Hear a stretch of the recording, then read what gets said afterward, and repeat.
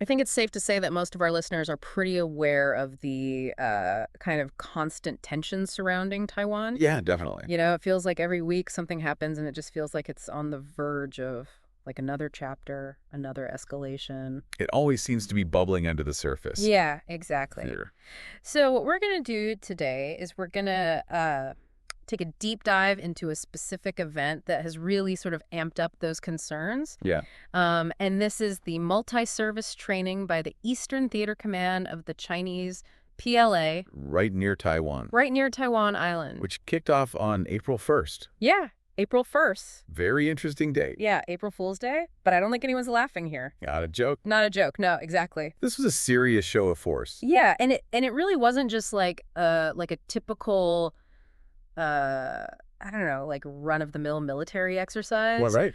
Like the signals that are being sent here are really something else. Exactly. So that's really what we're going to be looking at today in this deep dive is trying to unpack what are the signals that are being sent by this training. And we're going to do that based on the news report that came out, as well as these quite detailed discussion minutes that we've had a chance to really go through. Lots to unpack. Lots to unpack, yeah. It's multi-layered. It's not just military. There's a lot going on. Exactly, yeah. It goes way beyond just sort of a simple show of force. You know? Right. There's a lot of messaging going on here. Exactly. Yeah. So we've got sort of two sides to this, right? We've got the news report, which is outlining the drills themselves, and then these discussion minutes, which give us a lot more context. That's context is king. Context is king, exactly, and really help us to see sort of the intended messaging behind these drills. That's the key, really, because the drills themselves, they happen every so often. Right, yeah. But it's the context that really matters. Yeah. And these minutes give us a very unique insight into what's going on. Absolutely. Yeah. So first of all, I guess, like, what did this training actually, entail? What did we see? Well, we saw ships and aircraft approaching Taiwan from multiple directions. So like a coordinated effort. Okay. And really the objectives were things like maritime and air combat readiness patrols. So essentially getting the forces ready for a fight. Ready for a fight, yeah. There was a lot of talk about seizing comprehensive control, which is a very broad, kind of scary goal. Yeah, comprehensive. Like, what does that actually mean? Yeah. But it's certainly not, not a good thing. No. And we saw exercises involving maritime and land strikes. So actual strikes, yeah. Okay. And perhaps even more telling, they were simulating a blockade of key areas and routes around Taiwan. Oh, wow. So it was really testing their ability to carry out, quite complex joint operations in a real combat scenario. Yeah. So this is not a training exercise. No. This was a rehearsal. Right.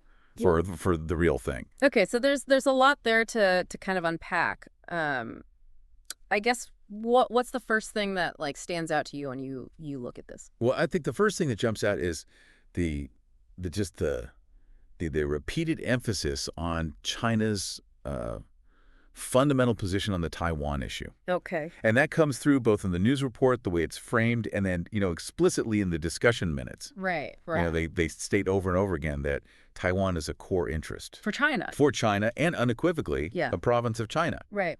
And the discussion even makes it clear that any suggestion that the Trump administration is even considering trading Taiwan. He's like non-starter. Beyond the pale, completely unacceptable. So this principle, this foundational principle, is the lens through which we need to understand everything that's happening here. Yeah, that's such a critical anchor point, I think. There really is. It really sets the stage for understanding what's behind this specific training and the intensity of it. Absolutely. Yeah. And it goes further than that, right? Because the discussion minutes also connect this military action to a whole range of international events and what Beijing sees as provocations. Yeah. So can you walk us through some of those connections that they're making? Sure. So, I mean, if we kind of zoom out to the bigger picture, the sources point to these failed attempts by American groups to arrange a visit to China for Trump. Okay. And the reaction to this failure, at least as it's presented here, is quite strong. Okay. There's an assertion that Trump, feeling slighted, perhaps, has resorted to what they describe as blackmail tactics. And this involves deliberately um, increasing tension on the Korean Peninsula. There's mention of the impeachment situation with Yoon Suk-yeol. Oh, right. Okay. And, crucially for our focus today, actively encouraging the Taiwan independence authorities. Okay, so that brings us to the specific people and policies that seem to be kind of acting as catalysts here. Exactly, yeah. Yeah. They name names. Yeah. They specifically named Lai King-di. Okay. And his explicit Taiwan independence stance. Right. They talk about these authorities defining the mainland as foreign hostile forces. Yeah. They talk about the development of something called the 17 strategies. 13 strategies. And an alleged concerted effort to incite anti-China and anti-communist sentiment.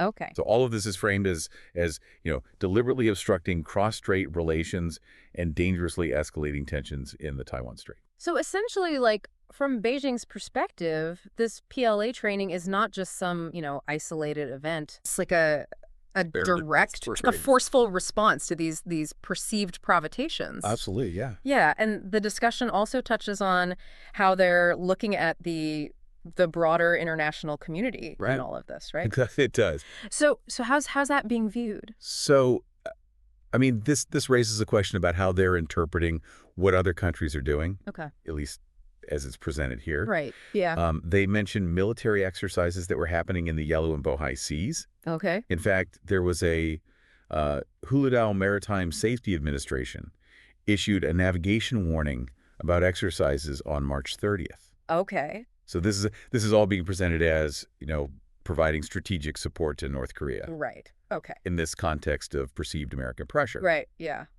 And of course, we have the Eastern Theater Command's joint training near Taiwan starting April 1st, which is, our focus today. Right. Right. Yeah. And their assessment of the overall situation is pretty it's almost alarming how direct they are. It is. In suggesting that this could lead to actual conflict. Yeah. And I think what's particularly noteworthy is that they're not just saying it's escalating.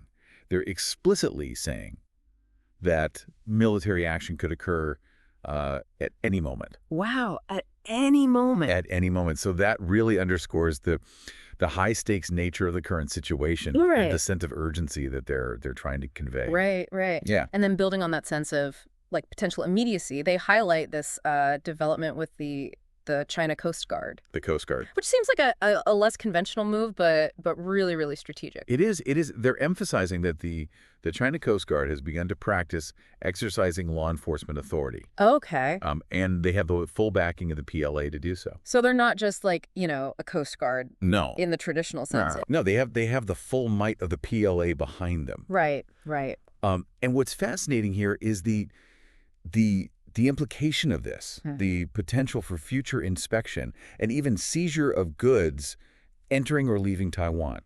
Wow. Okay. And they're explicitly describing this as preparation for a comprehensive blockade of the island. So this is more than just military exercises. It is, yeah. It's they're already thinking about how to assert control. Through maritime law enforcement. Exactly, yeah. Okay. Yeah, it's a subtle, but potentially very effective way of exerting pressure. Right, right. Yeah. And adding to the seriousness of this training, there's also the detail about the type of ammunition that was used. Live ammunition. Light ammunition, yeah. I mean, that's huge. It is, and it really suggests the potential for a very rapid transition, as they put it, from evolution to war. Wow. At any moment. Okay, so they're really making it clear that this isn't just some kind of simulation.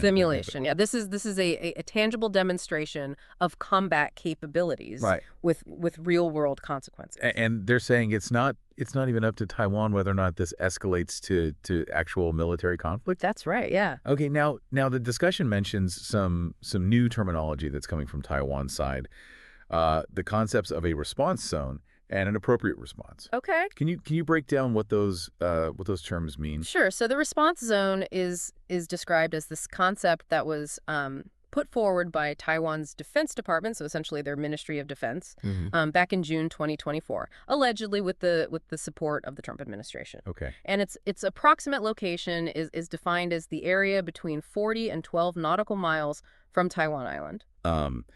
And then we have this guy, Gulick Song from Taiwan's Defense Department, and he states that they're no longer implementing a first strike strategy, but that they will exercise self-defense. Okay. Under very specific conditions. And what are those specific conditions? So the conditions they outline are direct attacks on Taiwanese aviation and naval facilities, attacks on their outer islands, or any unauthorized entry by PLA forces into the 12 nautical mile airspace and sea area. Okay.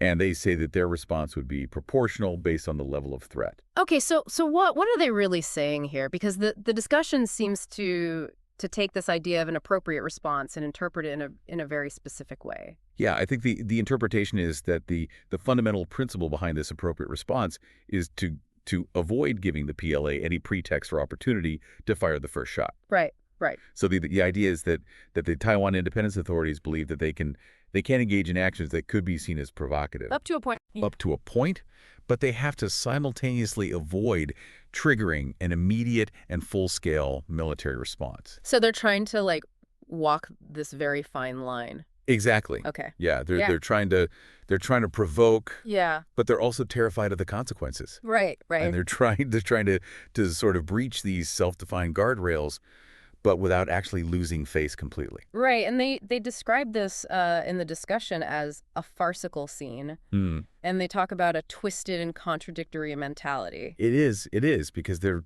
trying to have it both ways. Yeah. They want to poke the bear, but they don't want to get mauled. Right, right. So it reveals, I think, a deep contradiction within the Taiwan independence authorities themselves. Yeah. And perhaps by extension, the Trump administration's approach. Right. So bringing it back to the PLA training itself, what is like the stated purpose of all of this? Well, the purpose is repeatedly emphasized as a severe warning. Okay. And a powerful act of containment. Yeah. Aimed squarely at the Taiwan independence separatist forces. Okay. It's framed as a necessary action to defend China's national sovereignty and unity. Okay, and it's not just a message for Taiwan, right? It's also a message for the Trump administration. Oh, absolutely, yeah. Yeah. It's a very, very deliberate signal. Okay. It's saying, look, this is our core interest. Yeah. Taiwan is a province of China, end of story, and any talk about treating Taiwan it's just not going to happen. Okay. Okay. It's completely unacceptable. Now, the discussion also touches on all these other geopolitical things that are happening at the same time. It's a busy world. It is a busy world, yeah, and it almost feels like they're painting this picture of Taiwan being like one piece on this much bigger chessboard. It's all connected. Yeah, exactly. Yeah. So what are some of the other things that they're mentioning? Well, they mentioned Russia, putting forward some pretty significant demands to the Trump administration regarding Ukraine. Okay. This includes questioning Zelensky's legitimacy. Okay. And demanding the complete lifting of sanctions. Right. There's also this U.S.-Ukraine mining agreement, which is viewed with a lot of skepticism. Right. In terms of its long-term stability, its actual value. And that mining agreement is even linked to potential internal U.S. politics, right? Yeah. I mean, this is where it gets really interesting. Okay. They're suggesting that if Trump were to actually pursue amending the U.S. Constitution, which he's hinted at, the value of this mining agreement would suddenly increase. Oh, so it's like a package of assets almost? Yeah, exactly. Okay, that's interesting. It's a strange connection, but yeah, but it makes sense in a way, right? Because if he's going to be around for longer, then this agreement becomes more valuable. Exactly. Okay. We also see them highlighting the different perspectives of Dmitry Dugin and Sergei Lavrov. Oh yeah. When it comes to potential, U.S.-Russia alignment. Right. So this is fascinating because it raises the question of who is the Trump administration listening to? Right. Dugin, who is often described as Putin's brain, suggests that there's potential for finding common ground. Okay. He even mentions this idea of a potential Yalta system V2.0. Okay. Whereas Lavrov, who is often seen as Putin's mouthpiece, states quite definitively that Russian and U.S. interests will never truly align. Okay, so those are pretty different. They are. They are. As It shows the complexity of the signals coming out of Moscow. Right, right. Yeah. And then there's this meeting that's mentioned between Wang Wentao and Ray Dalio. Yeah. So how does that fit into all of this? So this is interesting because it suggests that there might be some potential avenues for easing tensions. Okay. Um, Dalio is characterized as representing substantial Western capital interests. Right. And while this meeting may not lead to, immediate breakthroughs, it does suggest that both sides are willing to at least talk Right. and explore, potentially pursuing de-escalation through economic channels. Okay. Okay. Yeah. And then shifting gears a little bit, they talk about China's growing influence in the Middle East. Yeah. And they use this really vivid Pretty analogy good one. to describe what's going on. Yeah, they talk about the Middle East as this increasingly fluid, chaotic environment where the U.S. is no longer the dominant player. Right. And they describe China's, growing presence and diplomatic activity in the region as setting up a mahjong table Okay. where all these regional actors are now actively engaging with China. Okay. And the implication is that these nations have actually sought China's involvement. So it's not just China coming in and trying to exert influence. No, it's I'm being invited. invited to the table. Wow. Okay. So it really signals a shift in the regional power dynamics. Absolutely. Yeah. Yeah. And then finally the discussion ends with these kind of cryptic almost like pointed warnings directed specifically at Russia. Yeah. And these really stood out to me when I was going through this. They do. They're designed to make you think. Yeah. They suggest that Russia needs to be very, very careful in its assessment of the United States. Okay. And to really critically examine this concept of a Yalta system v2.0. Right. And then they bring in this whole biochemical warfare perspective. They talk about an unknown virus that's emerged within Russia. Okay. And they suggest a potential link to Western evil forces. And they compare this to the potential, catastrophe of igniting the Zaporizhia nuclear power plant. Right. So it's like a very serious, almost like existential threat. Yeah. Yeah. And it doesn't end there. They bring it back to these earlier warnings that they claim were given to Russia After the Al-Aqsa flood. after the Al-Aqsa flood operation. Yeah. Yeah. They remind us of these warnings that were supposedly conveyed to Russia about the consequences of not taking action against U.S. bases in Syria. Right. And the argument is that this inaction by Russia has contributed to the situation where now Ukraine, with NATO backing, is able to strike into Russian territory. Okay. So it's a pretty stark assessment of Russia's past strategic choices and their present day repercussions. Yeah. So bringing it all together, what's the big takeaway from this whole deep dive that we've done into this training and the wider context?